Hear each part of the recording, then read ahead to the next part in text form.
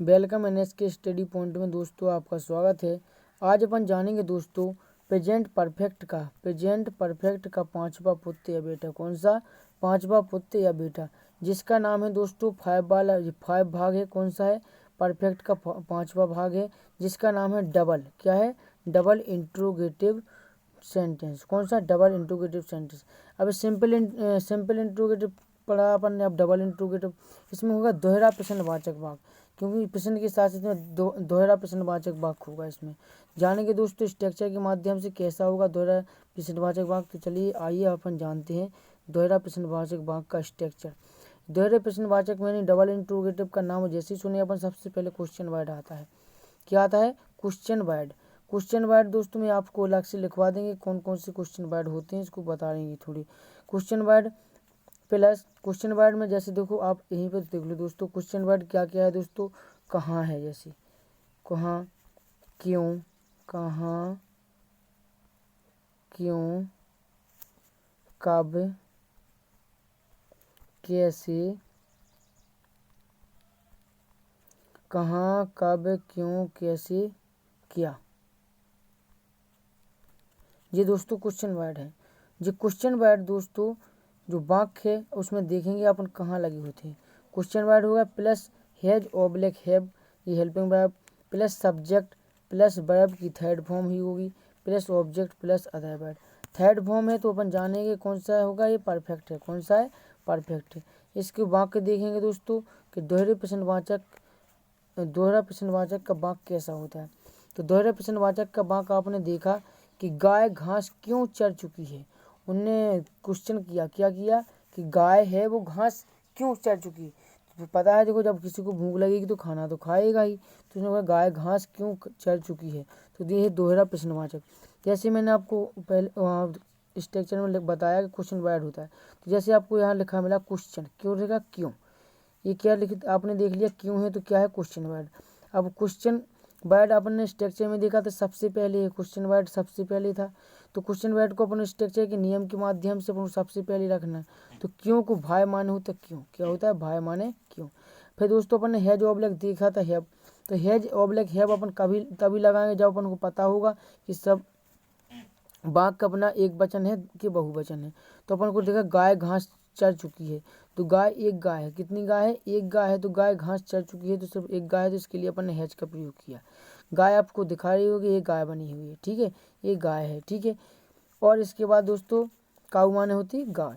अब क्या बर्ब क्या है इसमें दोस्तों, जैसे आपको बर्ब दिखाएं कि बर्ब, फिर क्या था? सब्जेक्ट हो गया काऊ, प्लस की थी बर्ब है इसमें चर। बर्ब क्या है दोस्तों? इसमें चर। यदि चर है तो चर हो गई बर्ब, तो चर होते गिराइज्ड माने। और चूकी है दोस्तों, का है? चूकी। इससे अपन को पहचान टेंस से अपन को वाक्य के माध्यम से पहचान सकते हैं कि क्या है? चूकी। तो कौन सा है? परफेक्ट। तो कौन सी फॉर्म लगाना है?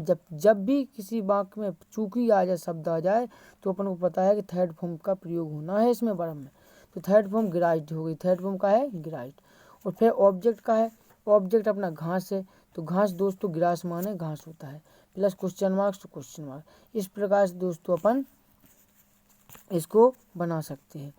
अब दोस्तों अपन जाने के इन वाक्यों की पहचान कैसे करें कि डबल इंट्रोगेटिव, जैसे अभी तो अपन बेसिक से पढ़ रहे हैं, सो अपन को पता है कि स्ट्रक्चर है, ऑब्जेक्ट है, नियम से पता है। अब की जब अपन परीक्षा देने जाते तो वहाँ तो कुछ लिख के नहीं आता, सिर्फ वाक्य लिख के आएगा। वाक्य लिख के क्या आएगा? गाय घास क्यों चर चुकी है, गाय घास क्यों चर चुकी है। तो अपन को पहचान यहाँ से पहचान लगाना है कि कौन सा टेंस है, कैसे बनाना है, क्या करना है। उसमें कैसे देखना है कि सबसे पहले तो देखा अपन ने है, लास्ट में क्या है? है। तो जैसे ही है तो अपन बोलते हैं है माने प्रेजेंट। है माने क्या होता है? प्रेजेंट। है माने क्या होता है? प्रेजेंट। अब प्रेजेंट है, चलो ये तो पता चलेगा कि अपन को ये प्रेजेंट टेंस है। अच्छा, और फिर चूकी है, बाद में क्या है? चूकी। तो अपन को पता लगा कि परफेक्ट है। चूकी से क्या लगा कि परफेक्ट है। अच्छा, फिर और देखा, थोड़ा और पढ़ा इसको एक बार। गाय घास क्यों चर चुकी, तो क्यों आया इसमें, क्या है? क्यों। क्यों बीच में है, क्यों कितने है? बीच में है। तो मान के चलो डबल, दोहरा प्रश्नवाचक क्या है? डबल है।